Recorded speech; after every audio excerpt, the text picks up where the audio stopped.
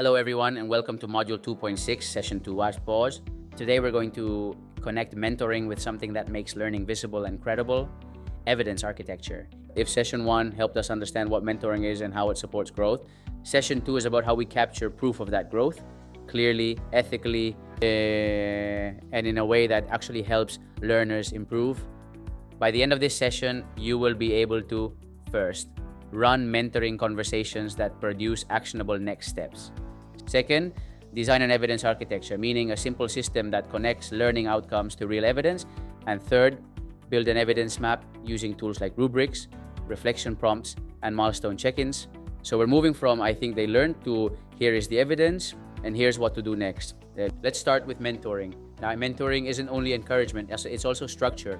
A good mentor helps learners identify what matters, focus their effort, and reflect on progress. A simple mentoring rhythm that works well is check in, clarify goals, review evidence, decide next step. And here's the key, mentoring becomes much more powerful when learners bring evidence to the conversation, not just opinions. So what do we mean by evidence architecture? It's the intentional design of how we collect, organize, and evaluate proof of learning. A strong evidence architecture answers 4 questions. 1, what outcome are we measuring? 2, what does good performance look like? 3, what evidence will prove it? 4, how will we give feedback and decide next actions?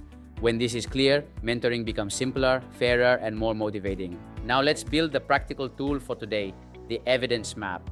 This is a one-page plan that connects each learning outcome to the evidence. For each outcome, define evidence sources.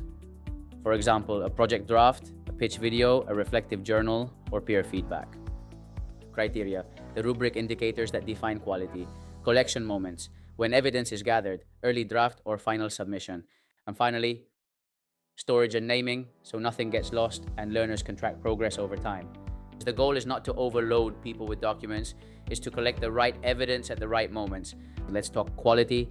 Good evidence is authentic, it comes from real tasks. It's observable, you can see it or hear it. It's aligned, directly connected to the learning outcome, it's comparable, evaluated with shared criteria, and it's ethical.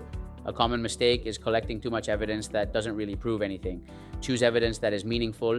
Instead, choose evidence that is meaningful and decision-ready, evidence that helps the mentor and learner decide the next step. Here's a simple mentoring script you can use. Show me one piece of evidence you're proud of. What does this evidence prove about your learning? Where is the gap? And what's one improvement you will test next? This keeps the conversation focused, supportive, and progress-driven. To wrap up, mentoring is stronger when it's powered by evidence. Your task after this video is to draft your evidence map.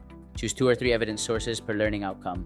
See you in the next session, where we'll keep turning learning into progress.